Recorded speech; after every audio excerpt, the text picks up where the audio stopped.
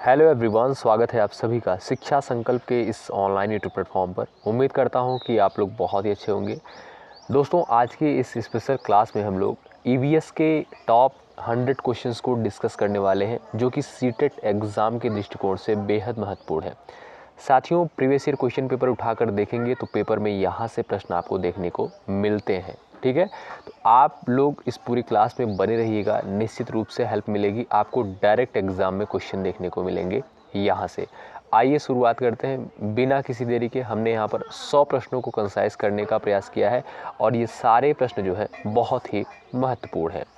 शुरुआत करते हैं बिना किसी देरी के। यदि आपको आंसर पता होगा क्वेश्चंस का तो आप लोग हर एक क्वेश्चन का जवाब देते हुए चलिएगा। ठीक है, इस पूरी क्लास में बने रहने के लिए धैर्य की आवश्यकता होती है, पेशेंस की आवश्यकता होती है। आप लोग पूरे धैर्य के साथ बने रहिएगा, तभी आपको हेल्प मिलेगी इस पूरी क्लास से। आइए शुरुआत करते हैं बिना किसी देरी के। पहला प्रश्न कहता है, पर्यावरणीय संतुलन को बनाए रखने के लिए किसे सबसे अधिक महत्वपूर्ण माना जाता है? जल का संरक्षण, वनों की कटाई को, कचरा प्रबंधन को, प्रदूषण नियंत्रण को। क्वेश्चन नंबर फर्स्ट कहता है, पर्यावरणीय संतुलन को बनाए रखने के लिए किसे सबसे अधिक महत्वपूर्ण माना जाता है? दोस्तों, जल संरक्षण इसमें सबसे इम्पॉर्टेंट फैक्टर होता है। पहला विकल्प आपका यहाँ पर बिल्कुल करेक्ट हो जाएगा। आगे बढ़ते हैं और क्वेश्चन नंबर दूसरा देखते हैं। पूरे धैर्य के साथ बने रहिएगा, निश्चित रूप से यहाँ से आपको क्वेश्चन देखने को मिलेंगे पेपर में। जैव विविधता का अर्थ क्या है?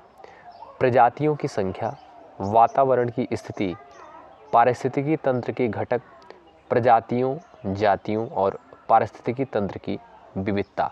आप लोग बता सकते हैं। क्वेश्चन नंबर सेकंड का जवाब कमेंट बॉक्स में आप लोग दे सकते हैं यदि आपको जवाब पता हो। दोस्तों, इस प्रश्न का जो करेक्ट आंसर हो जाएगा, जैव विविधता का जो अर्थ होता है वो होता है प्रजातियों, जातियों और पारिस्थितिकी तंत्र की विविधता। ऑप्शन नंबर डी बिल्कुल करेक्ट होगा। लास्ट में आप लोग बताइएगा, इन 100 प्रश्नों में से आपने कितने प्रश्नों को बिल्कुल राइट किया है, बिल्कुल करेक्ट किया है। क्वेश्चन नंबर तीसरा कहता है, पौधों और जानवरों के बीच आपसी संबंध को क्या कहा जाता है? पारिस्थितिकी तंत्र, खाद्य श्रृंखला, पारिस्थितिकीय चक्र, सहजीवन। क्वेश्चन नंबर थर्ड आपके स्क्रीन पर है। सभी दोस्त हमारे जवाब देंगे। सभी भाई बहन जो भी साथी जुड़े हुए हैं जवाब देते हुए चलें हर एक क्वेश्चन का। इससे आपको पता चलेगा कि आपकी तैयारी कैसी है। पौधों और जानवरों के बीच आपसी संबंध को क्या कहा जाता है? दोस्तों, सहजीवन कहते हैं। ऑप्शन नंबर आपका डी बिल्कुल राइट होगा। आगे बढ़ते हैं और क्वेश्चन नंबर 4 आपके स्क्रीन पर है। जलवायु परिवर्तन से क्या अभिप्राय है? मौसम में होने वाले छोटे बदलाव, तापमान और पर्यावरण में दीर्घकालिक परिवर्तन, वर्षा का कमी या वृद्धि, पृथ्वी की सतह में बदलाव। क्वेश्चन नंबर 4 का जवाब दे सकते हैं। जलवायु परिवर्तन से क्या अभिप्राय है? दोस्तों, जलवायु परिवर्तन से अभिप्राय है तापमान और पर्यावरण में दीर्घकालिक परिवर्तन। ऑप्शन नंबर बी बिल्कुल करेक्ट होगा। आगे बढ़ते हैं। क्वेश्चन नंबर 5 कहता है, निम्नलिखित में से कौन सा अपशिष्ट पदार्थ नष्ट करने के लिए जैविक विधि से नष्ट किया जाता है? कौन सा ऐसा अपशिष्ट पदार्थ है जिसे नष्ट करने के लिए जैविक विधि द्वारा नष्ट किया जाता है? कागज को, धातु को, प्लास्टिक को, शीशे के बर्तन को। बेहद इंपॉर्टेंट है, तो यहाँ पर राइट आंसर हो जाएगा कागज को। ऑप्शन नंबर आपका ए बिल्कुल राइट होगा। आगे बढ़ते हैं। क्वेश्चन नंबर 6 देखिएगा। मिट्टी का प्रमुख घटक क्या है? जल, हवा, खनिज पदार्थ, ऑक्सीजन। चलिएगा बता सकते हैं आप लोग, मिट्टी का प्रमुख घटक क्या है? जल, हवा, खनिज पदार्थ, ऑक्सीजन। खनिज पदार्थ। ऑप्शन नंबर सी बिल्कुल करेक्ट हो जाएगा, मिट्टी का प्रमुख घटक है। अगला प्रश्न देखिएगा। निम्नलिखित में से किसे जल जीवन कहा जाता है? समुद्र और झीलें, नदियाँ और जलाशय को, बारिश और बादल को। सभी उत्तर सही हैं। तो बताएंगे आप लोग इसमें से राइट आंसर क्या हो जाएगा। क्वेश्चन नंबर 7 आपकी स्क्रीन पर है। सभी हमारे साथी, सभी भाई बहन जवाब देने का प्रयास करें। पूरे पेशेंस के साथ, पूरे धैर्य के साथ आप लोग पूरी क्लास में यदि बने रहेंगे तो निश्चित रूप से आपको हेल्प मिलेगी। और यदि आप सीटेट एग्ज़ाम की तैयारी कर रहे हैं तो शिक्षा संकल्प की इस ऑनलाइन यूट्यूब प्लेटफॉर्म से आप लोग ज़रूर जुड़िएगा। सब्सक्राइब करके बेल आइकन को अवश्य प्रेस कर लीजिएगा। यहाँ पर अभी बहुत ही अच्छी वीडियोज़, बहुत अच्छी क्लासेस आपको मिलने वाली हैं। तो यहाँ पर बताइएगा आप लोग निम्नलिखित में से किसे जल जीवन कहा जाता है। राइट आंसर हो जाएगा दोस्तों ऑप्शन नंबर डी। ठीक है, यानी तीनों विकल्प आपके बिल्कुल करेक्ट हैं। समुद्र और झीलें, नदियाँ और जलाशय को, बारिश और बादल को। ठीक है, इसलिए ऑप्शन नंबर डी करेक्ट हो जाएगा। सभी उत्तर सही हैं। अगला प्रश्न देखिए, क्वेश्चन नंबर 8। सूर्य की ऊर्जा को सौर ऊर्जा के रूप में उपयोग किया जाता है। यह किस प्रकार की ऊर्जा है? नवीकरणीय ऊर्जा, अनवीकरणीय ऊर्जा, पारंपरिक ऊर्जा और रासायनिक ऊर्जा। जवाब दे सकते हैं आप लोग कमेंट बॉक्स में क्वेश्चन नंबर 8 का। दोस्तों ये एक नवीकरणीय ऊर्जा है। कैसी ऊर्जा है? नवीकरणीय ऊर्जा है। ऑप्शन नंबर आपका ए बिल्कुल राइट हो जाएगा। ठीक है, आगे बढ़ते हैं और क्वेश्चन नंबर नेक्स्ट देखते हैं। पर्यावरण संरक्षण में संवेदनशीलता का क्या महत्व है? पर्यावरण संरक्षण में संवेदनशीलता का क्या महत्व होता है? दोस्तों यह लोगों को प्राकृतिक संसाधनों के प्रति जागरूक करता है। ठीक है, ऑप्शन नंबर आपका बी बिल्कुल राइट हो जाएगा। बी विकल्प बिल्कुल करेक्ट है और बहुत ही महत्वपूर्ण क्वेश्चन है। आगे बढ़ते हैं। अगला प्रश्न देखिएगा, क्वेश्चन नंबर 10 आपकी स्क्रीन पर है। जवाब दीजिएगा आप लोग। क्वेश्चन नंबर 10, पुनः प्रयोग का क्या अर्थ होता है? वस्तु को फिर से खरीदना, वस्तु को फिर से उपयोग करना, वस्तु को नष्ट करना, वस्तु को जलाना। क्वेश्चन नंबर 10 है, आपके स्क्रीन पर है। दोस्तों यहाँ पर जो आपका करेक्ट विकल्प होगा वो होगा वस्तु को फिर से उपयोग करना।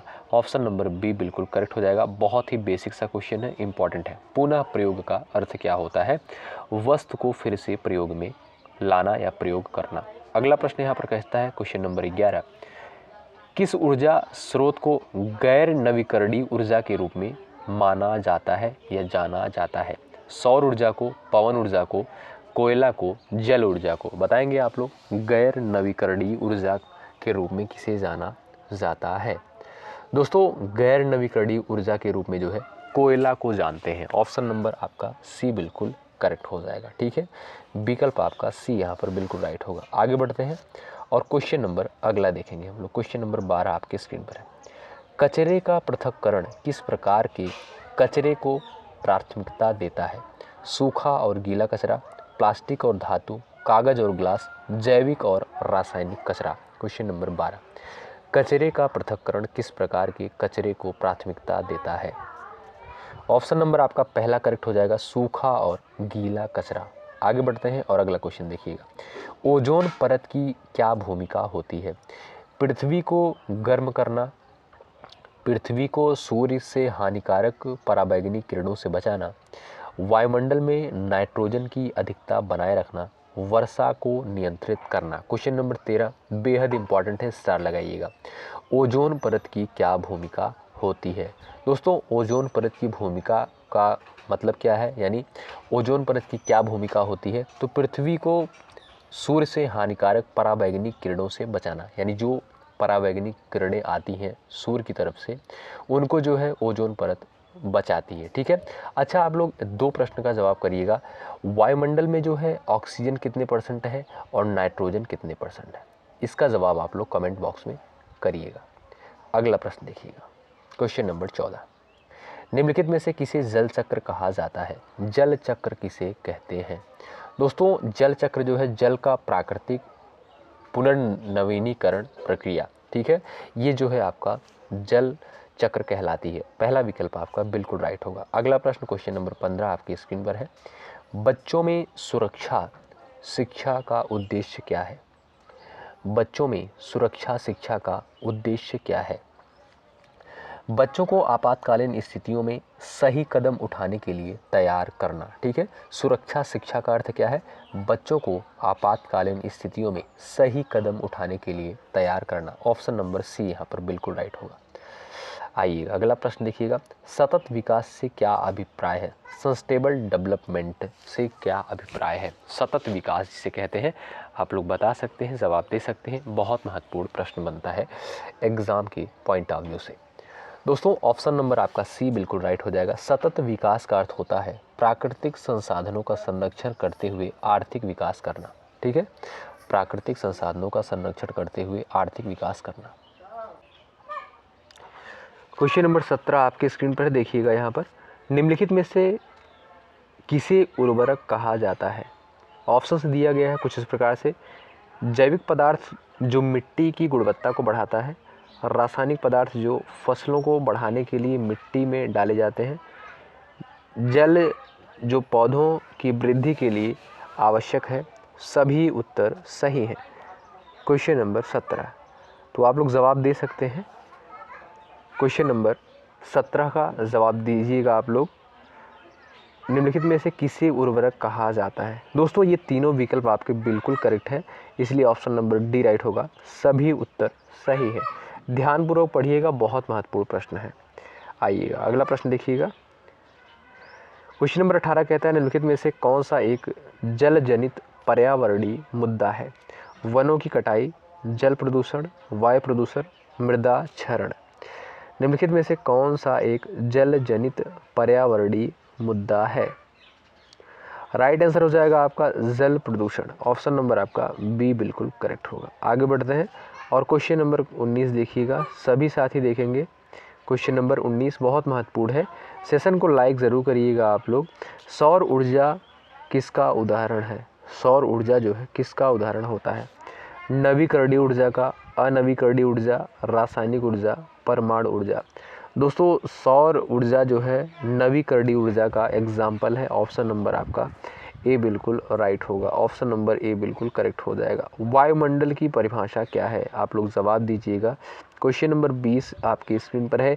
सभी हमारे भाई बहन जवाब देने का प्रयास करें, और यदि आप लोग पूरे पेशेंस के साथ, पूरे धैर्य के साथ बने रहते हैं तो निश्चित रूप से यहाँ से आपको प्रश्न देखने को मिलेंगे पेपर में, क्योंकि हमने बहुत इंपॉर्टेंट क्वेश्चंस को यहाँ पर डिस्कस करने का प्रयास किया है। वायुमंडल की परिभाषा क्या है? पृथ्वी की सतह पर गैसों की परत। ऑप्शन नंबर आपका बी बिल्कुल करेक्ट हो जाएगा। पृथ्वी की सतह पर गैसों की परत, ये आपका वायुमंडल कहलाता है। अगला प्रश्न देखिएगा, पृथ्वी पर जीवन का अस्तित्व किस पर निर्भर करता है? जल पर, वायु पर, सूर्य की ऊर्जा पर। सभी उत्तर सही है। तो इस प्रश्न का करेक्ट आंसर हो जाएगा, आप सभी को पता होगा, जल के बिना जो है जीवन नहीं है, वायु के बिना भी जीवन नहीं है, सूर्य की ऊर्जा के बिना भी जीवन अस्तित्व में नहीं है। इसलिए ऑप्शन नंबर डी करेक्ट हो जाएगा। सभी आंसर आपका बिल्कुल करेक्ट है। अगला प्रश्न देखेंगे, ग्लोबल वार्मिंग किसके कारण होती है? बेहद इंपॉर्टेंट क्वेश्चन है। क्वेश्चन नंबर 22, आप लोग फटाफट आंसर छापिएगा। क्वेश्चन नंबर 22 का आंसर दीजिएगा सभी साथी। ग्लोबल वार्मिंग किसके कारण होता है? दोस्तों ऑप्शन नंबर आपका ए करेक्ट हो जाएगा। प्रदूषण और गैसों का अत्यधिक उत्सर्जन। ऑप्शन नंबर ए बिल्कुल राइट हो जाएगा। अगला क्वेश्चन देखिएगा, क्वेश्चन नंबर 23 यहाँ पर आपकी स्क्रीन पर है। सभी प्यारे दोस्त जवाब देंगे। पर्यावरणीय शिक्षा का उद्देश्य क्या है? पर्यावरणीय शिक्षा का उद्देश्य क्या है? बच्चों को पर्यावरण के महत्व के प्रति जागरूक करना। बच्चों को पर्यावरण के महत्व के प्रति जागरूक करना। ऑप्शन नंबर बी करेक्ट होगा। ठीक है, आगे बढ़ते हैं और क्वेश्चन नंबर यहाँ पर 24 देखिएगा। उदाहरण के रूप में प्रदूषण के अंतर्गत क्या आता है? क्वेश्चन नंबर 24 है, आप लोग बताइएगा। क्वेश्चन नंबर 24 जवाब दीजिएगा। उदाहरण के रूप में प्रदूषण के अंतर्गत क्या आता है? पानी, हवा और मिट्टी का प्रदूषण, ये आपका प्रदूषण के अंतर्गत आता है। जैसे जल प्रदूषण होता है, वायु प्रदूषण होता है, मृदा प्रदूषण होता है। ठीक है, ऑप्शन नंबर आपका ए यहाँ पर बिल्कुल करेक्ट है। आगे बढ़ते हैं, क्वेश्चन नंबर 25 देखिएगा। बच्चों को प्राकृतिक संसाधनों की देखभाल के लिए कौन सा तरीका सबसे प्रभावी है? क्वेश्चन नंबर 25, आप सभी दोस्त जवाब दीजिएगा। बच्चों को प्राकृतिक संसाधनों की देखभाल के लिए कौन सा तरीका सबसे प्रभावी होता है? तो दोस्तों राइट आंसर हो जाएगा प्राकृतिक संसाधनों की महत्ता समझाना और उदाहरण देना। ऑप्शन नंबर आपका सी बिल्कुल राइट होगा। आगे बढ़ते हैं और क्वेश्चन नंबर 26 देखिएगा। अच्छा, लास्ट में आप लोग अपना नाम और आंसर बताइएगा कि आपने कितने प्रश्नों को बिल्कुल राइट किया है। निम्नलिखित में से कौन सा एक अस्थायी संसाधन है? कौन सा एक जो है अस्थायी संसाधन है? जल, लकड़ी, कोयला, पेट्रोलियम। जल जो है दोस्तों एक आपका अस्थायी संसाधन है। ऑप्शन नंबर आपका ए बिल्कुल राइट होगा। आगे बढ़ते हैं और अगला क्वेश्चन देखिएगा। कचरे का पुनर्चक्रण का मुख्य उद्देश्य क्या होता है? कचरे को जमीन में दफनाना, कचरे का पुनः उपयोग और नए उत्पादों का निर्माण करना, कचरे को जलाना, कचरे का निर्यात करना। कचरे का पुनर्चक्रण का अर्थ होता है, उद्देश्य होता है इसका कचरे का पुनः उपयोग और नए उत्पादों का निर्माण करना। ऑप्शन नंबर आपका बी बिल्कुल करेक्ट हो जाएगा। ठीक है, विकल्प बी वाले सभी साथी बिल्कुल राइट है। पारिस्थितिकी तंत्र में कौन से घटक होते हैं? Question number 28। पारिस्थितिकी तंत्र में जो है कौन से घटक होते हैं बताइएगा। जैविक और अजैविक घटक। ऑप्शन नंबर ए करेक्ट हो जाएगा, बी करेक्ट होगा, सी करेक्ट होगा कि डी करेक्ट होगा, आप लोग बताइएगा। पारिस्थितिकी तंत्र में कौन से घटक होते हैं? दोस्तों जैविक और अजैविक घटक। ऑप्शन नंबर ए बिल्कुल राइट होगा। आगे बढ़ते हैं। पौधों की रक्षा के लिए निम्नलिखित में से कौन सा तरीका प्रभावी होता है? पौधों की रक्षा के लिए निम्नलिखित में से कौन सा तरीका जो है प्रभावी होता है?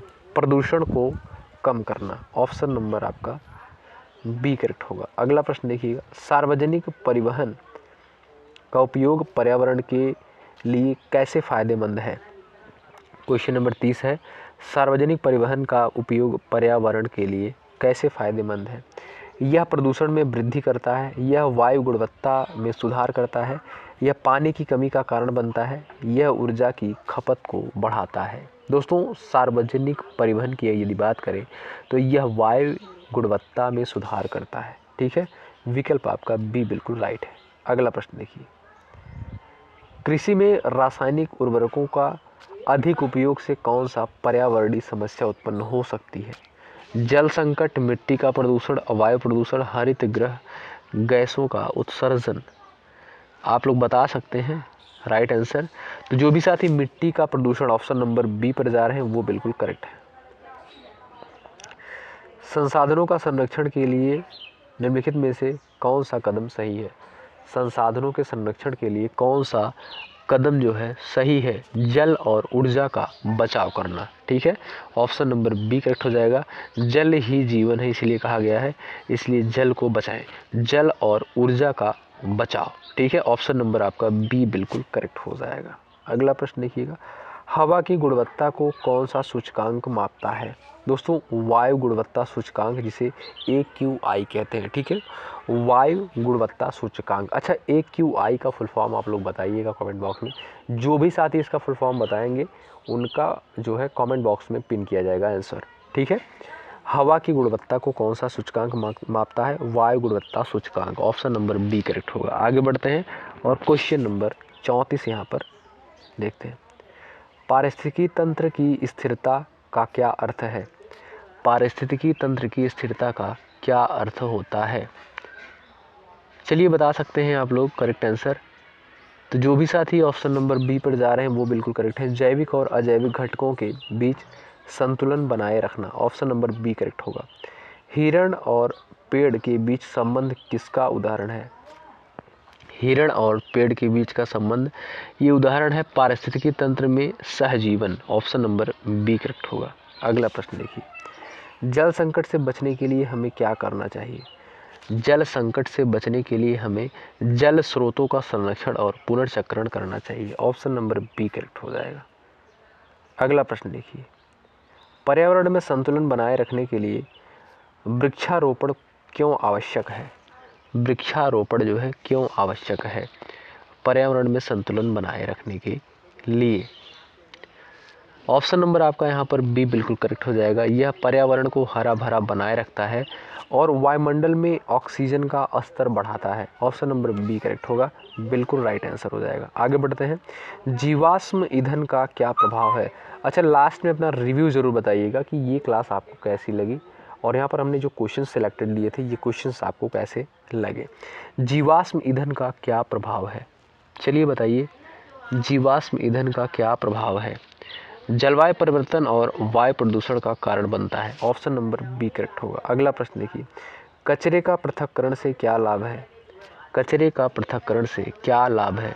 कचरे का पुनः उपयोग और संसाधन का बचाव। ऑप्शन नंबर आपका ए करेक्ट हो जाएगा। अगला प्रश्न देखिए, मृदा क्षरण का मुख्य कारण क्या है? मृदा क्षरण का मुख्य कारण क्या है? सॉरी, अधिक पानी का उपयोग, वनों की अंधाधुंध कटाई, जलवायु परिवर्तन, अधिक उर्वरकों का उपयोग, मृदा क्षरण का मुख्य रीज़न क्या है, मुख्य कारण क्या है, तो बता सकते हैं आप लोग। तो वनों की अंधाधुंध कटाई, ठीक है, ऑप्शन नंबर आपका बी बिल्कुल राइट हो जाएगा। आगे बढ़ते हैं और नेक्स्ट क्वेश्चन देखिएगा, जलवायु परिवर्तन को किस प्रकार से रोका जा सकता है? जलवायु परिवर्तन को किस प्रकार से रोका जा सकता है? तो दोस्तों हरित गृह गैसों के उत्सर्जन को नियंत्रित करके, ऑप्शन नंबर सी बिल्कुल करेक्ट है आपका। अगला प्रश्न देखिए, कचरा प्रबंधन के तहत निम्नलिखित में से कौन सा तरीका उपयुक्त है?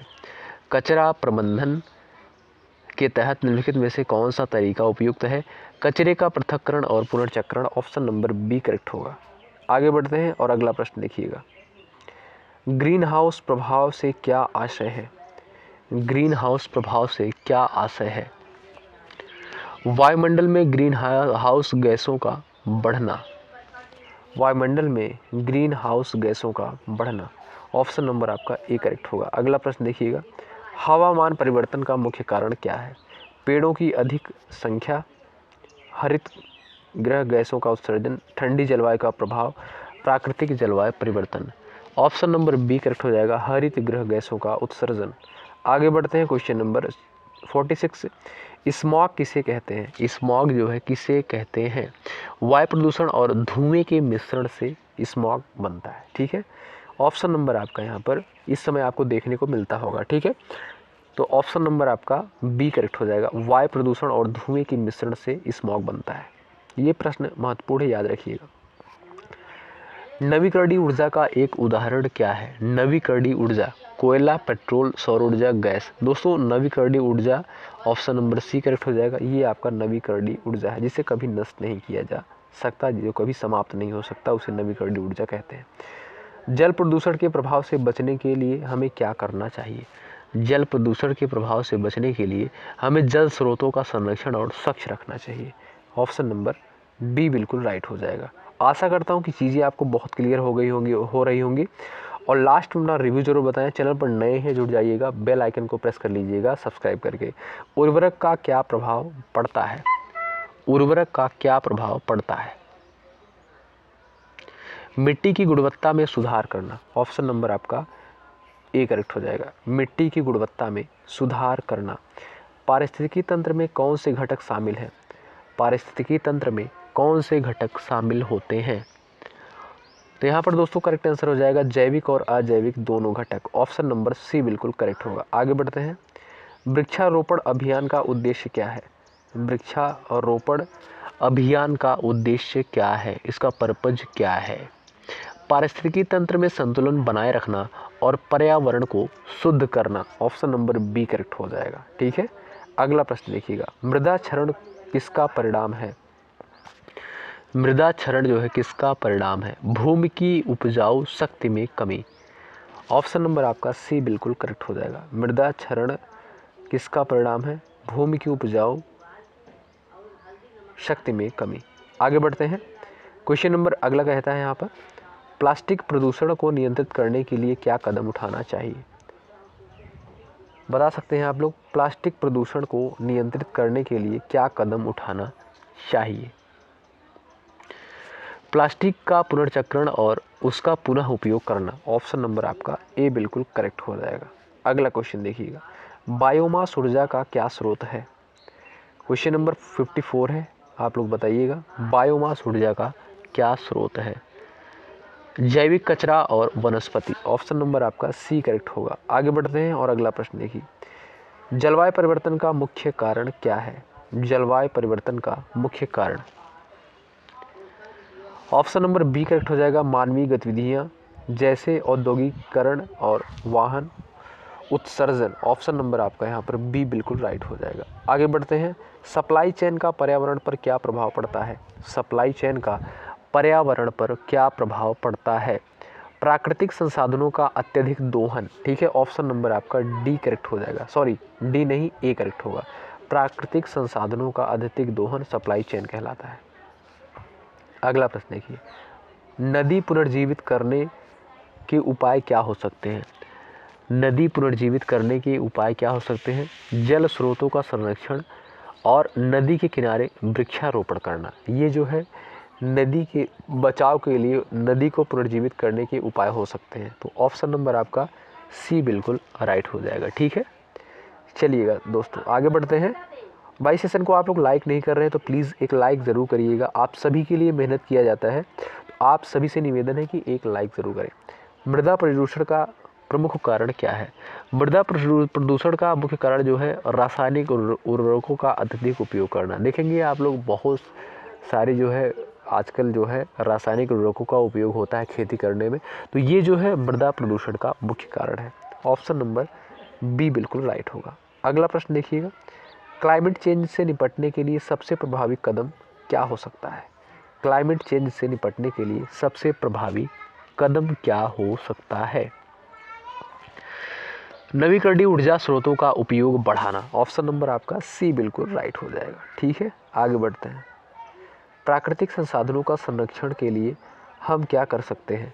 प्राकृतिक संसाधनों का संरक्षण के लिए हम क्या कर सकते हैं? पुनर्चक्रण और पुनः उपयोग। ऑप्शन नंबर बी करेक्ट होगा। आगे बढ़ते हैं और अगला प्रश्न देखेंगे, ऊर्जा संरक्षण का मुख्य उद्देश्य क्या है? ऊर्जा संरक्षण का मुख्य उद्देश्य क्या है? ऊर्जा की खपत को कम करना और पुनः उपयोग बढ़ाना। ऊर्जा की खपत को कम करना और पुनः उपयोग बढ़ाना। ऑप्शन नंबर बी करेक्ट होगा। आगे बढ़ते हैं, अगला प्रश्न देखिए, सतत विकास से क्या आशय है? सतत विकास, ऑप्शन नंबर आपका यहाँ पर कौन सा राइट हो जाएगा आप लोग बताएंगे। ध्यानपूर्वक क्वेश्चन को पढ़िए, ऑप्शंस को पढ़िए और जवाब दीजिए। सतत विकास से क्या आशय है? बिना पर्यावरणीय संतुलन को प्रभावित किए विकास करना। ऑप्शन नंबर सी करेक्ट होगा। ठीक है, sorry option number B right हो जाएगा। बिना पर्यावरणीय संतुलन को प्रभावित किए विकास करना यानी डेवलपमेंट करना सतत विकास कहलाता है। यानी पर्यावरण की हानि भी ना हो और विकास भी हो जाए, डेवलपमेंट भी हो जाए, तो इसे सतत विकास कहते हैं। अगला प्रश्न देखिएगा, आधुनिक कृषि प्रणाली से क्या समस्याएं उत्पन्न हो सकती है? आधुनिक कृषि प्रणाली से मृदा का प्रदूषण और जल संकट। ऑप्शन नंबर आपका करेक्ट हो जाएगा ए। ठीक है, मृदा प्रदूषण और जल संकट। प्राकृतिक संसाधनों का अत्यधिक दोहन से क्या हो सकता है? प्राकृतिक संसाधनों का अत्यधिक दोहन से क्या हो सकता है? पर्यावरणीय संकट और संसाधनों की कमी। ऑप्शन नंबर ए यहाँ पर करेक्ट है। आगे बढ़ते हैं और क्वेश्चन नंबर 65 देखिएगा, पानी का पुनर्चक्रण क्यों महत्वपूर्ण है? पानी का पुनर्चक्रण क्यों इम्पॉर्टेंट है? तो राइट आंसर हो जाएगा पानी की प्राकृतिक स्रोतों का संरक्षण करने के लिए। ऑप्शन नंबर सी करेक्ट होगा। ठीक है, आइए आगे बढ़ते हैं और अगला प्रश्न देखिएगा, आधुनिक जीवन शैली और पर्यावरण पर इसके प्रभाव के बारे में क्या कहा जा सकता है? यह पर्यावरणीय संकट और प्रदूषण को बढ़ाती है। ऑप्शन नंबर यहाँ पर बी करेक्ट होगा। अगला प्रश्न देखिएगा, वृक्षों की अंधाधुंध कटाई से क्या प्रभाव होता है? वृक्षों की अंधाधुंध कटाई से क्या प्रभावित होता है या क्या प्रभाव पड़ता है? तो करेक्ट आंसर आपका हो जाएगा इस प्रश्न का ऑप्शन नंबर बी, जलवायु परिवर्तन और मृदा क्षरण में वृद्धि होती है। ठीक है, विकल्प आपका बी राइट होगा। क्वेश्चन नंबर नेक्स्ट देखेंगे, जैव विविधता का संरक्षण क्यों महत्वपूर्ण है? जैव विविधता का संरक्षण क्यों इम्पोर्टेंट है? तो ये जो है इसलिए इम्पॉर्टेंट है कि यह पारिस्थितिकी तंत्र में संतुलन बनाए रखने में मदद करता है। यह पारिस्थितिकी तंत्र में संतुलन बनाए रखने में मदद करता है। अगला प्रश्न कहता है, सोलर पैनल किस प्रकार की ऊर्जा का स्रोत है? सोलर पैनल, तो बता सकते हैं आप लोग, ये जो है एक दोस्तों नवीकरणीय ऊर्जा है। ठीक है, ऑप्शन नंबर ए करेक्ट हो जाएगा। अगला प्रश्न देखिएगा, कृषि भूमि का कटाव किसका परिणाम हो सकता है? कृषि भूमि का कटाव किसका परिणाम हो सकता है? कृषि उत्पादन में कमी और मृदा की गुणवत्ता में गिरावट। ऑप्शन नंबर सी करेक्ट होगा। अगला प्रश्न देखिएगा, पानी का पुनर्चक्रण यानी वाटर रिसाइकलिंग जिसे कहते हैं से किसका लाभ होता है? वाटर रिसाइकलिंग से किसका लाभ होता है? जल के प्राकृतिक स्रोतों का संरक्षण होता है वाटर रिसाइकलिंग से, यानी ऑप्शन नंबर आपका बी करेक्ट हो जाएगा। ठीक है, आगे बढ़ते हैं। अगला प्रश्न कहता है, पारिस्थितिकी तंत्र में कौन सा तत्व जैविक घटक के रूप में नहीं आता है? पारिस्थितिकी तंत्र में कौन सा तत्व जैविक घटक के रूप में नहीं आता है? सूर्य की ऊर्जा। ऑप्शन नंबर आपका सी बिल्कुल राइट होगा। आगे बढ़ते हैं और अगला प्रश्न कहता है वायु प्रदूषण को नियंत्रित करने के लिए सबसे प्रभावी तरीका क्या हो सकता है? वायु प्रदूषण को नियंत्रित करने के लिए सबसे प्रभावी तरीका क्या हो सकता है? अधिक से अधिक वृक्षारोपण करना। ठीक है, ऑप्शन नंबर सी करेक्ट हो जाएगा। वायु प्रदूषण को नियंत्रित करने के लिए ज़्यादा से ज़्यादा अधिक से अधिक पौधे लगाएं। ऑप्शन नंबर आपका सी बिल्कुल राइट हो जाएगा। अगला प्रश्न देखिएगा, फॉसिल फ्यूल्स का क्या प्रभाव है? फॉसिल्स फ्यूल्स का क्या प्रभाव होता है? यह जलवायु परिवर्तन का कारण बन सकता है। यह जो है जलवायु परिवर्तन का कारण बन सकता है। ऑप्शन नंबर सी राइट होगा। किसान द्वारा प्रयोग किए जाने वाले रासायनिक उर्वरक का पर्यावरण पर क्या प्रभाव होता है? महत्वपूर्ण क्वेश्चन है। यह मृदा और जल स्रोतों को प्रदूषित करता है। यह जो है मृदा और जल स्रोतों को प्रदूषित करता है। ऑप्शन नंबर आपका सी बिल्कुल राइट होगा। ध्वनि प्रदूषण का मुख्य कारण क्या है?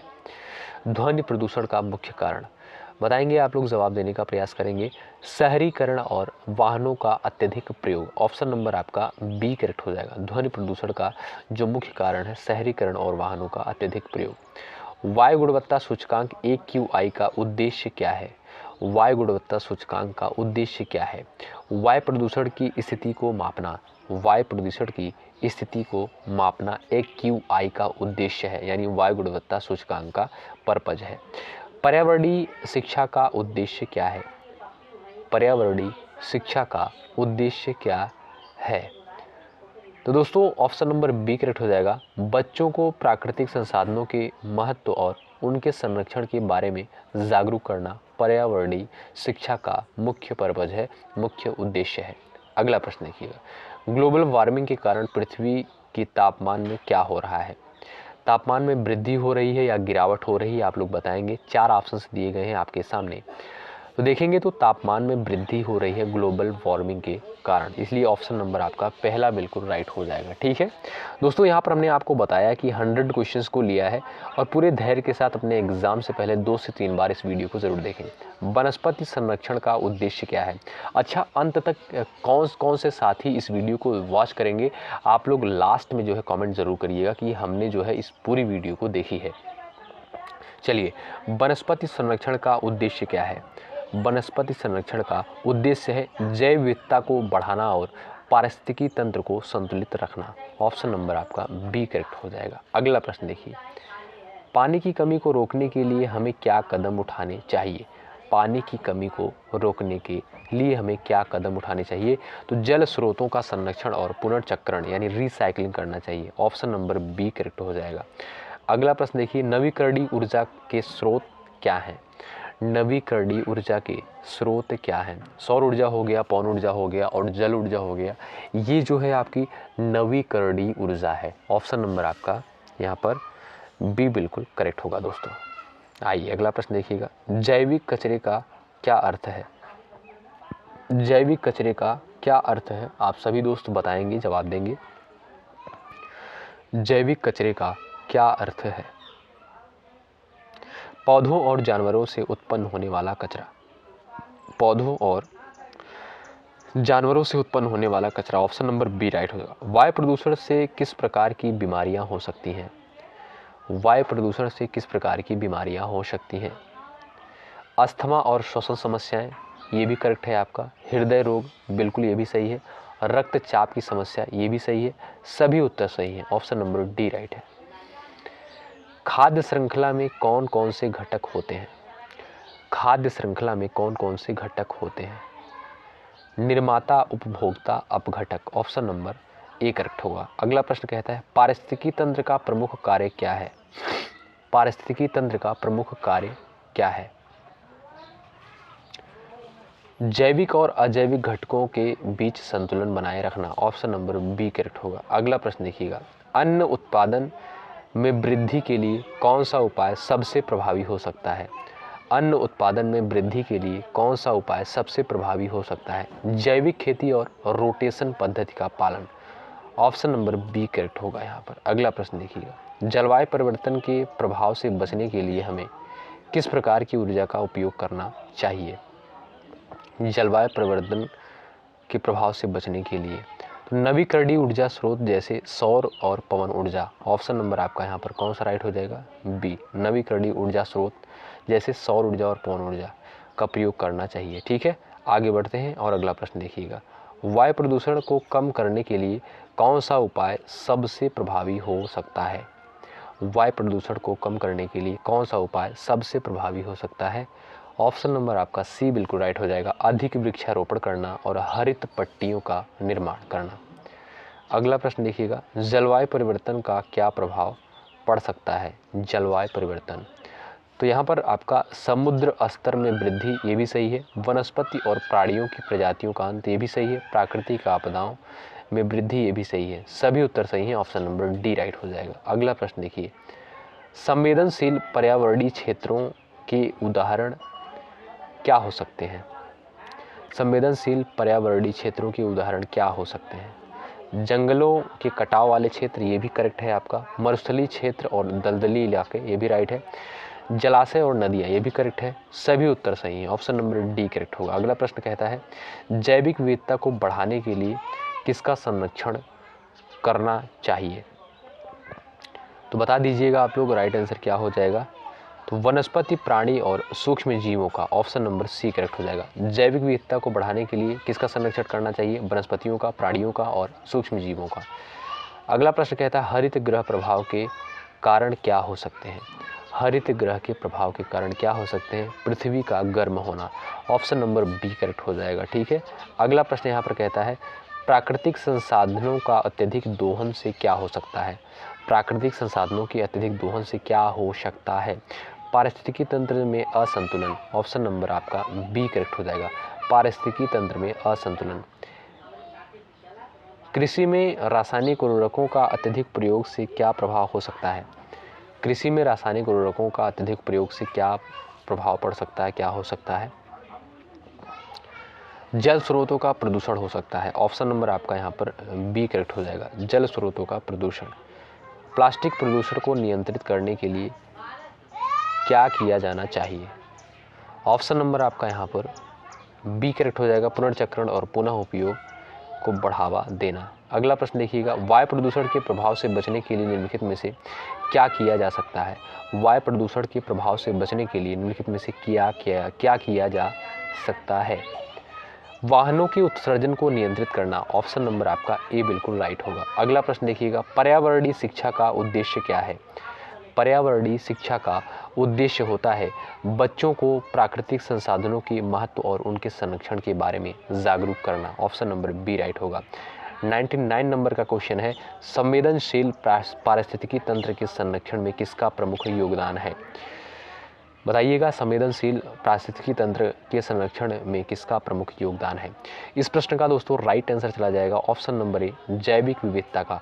और ये आपका दोस्तों अंत में लास्ट क्वेश्चन है और इस क्वेश्चन का जवाब आप लोग करेंगे क्वेश्चन नंबर 100 का। पारिस्थितिकी तंत्र का पुनर्निर्माण के लिए कौन सा उपाय सबसे प्रभावी हो सकता है? जल स्रोतों का दूषित करना, वनों की अनावश्यक कटाई करना, प्राकृतिक संसाधनों का सतत उपयोग, प्रदूषण का बढ़ावा देना। इस प्रश्न का राइट आंसर क्या हो जाएगा आप लोग कमेंट बॉक्स में बताइएगा। कमेंट बॉक्स में आंसर पिन किया जाएगा, ठीक है? तो आप लोग बताएंगे ज़रूर। तो साथियों, ये क्लास आपको कैसी लगी आप लोग कमेंट बॉक्स में ज़रूर बताएं। अपने एग्जाम से पहले 2 से 3 बार इस वीडियो को ज़रूर देखिएगा, निश्चित रूप से आपको हेल्प मिलेगी। यहाँ पर हमने जितने भी प्रश्नों को कवर किया था, ये सारे प्रश्न बेहद इंपॉर्टेंट हैं एग्ज़ाम के पॉइंट ऑफ व्यू से, सीटेट एग्ज़ाम के लिए खासकर, ठीक है? तो आप लोग इस पूरी वीडियो को ज़रूर देखें 2 से 3 बार, अपने साथियों के पास भी शेयर करें। और यदि आप चैनल पर नए हैं तो जुड़ सकते हैं, सब्सक्राइब करके बेल आइकन को अवश्य प्रेस कर लीजिएगा। और ये वीडियो, ये टेस्ट और ये क्लास आपको कैसी लगी आप लोग कमेंट बॉक्स में ज़रूर बताएं। बहुत बहुत शुक्रिया अंत तक बने रहने के लिए। जय हिंद, जय भारत।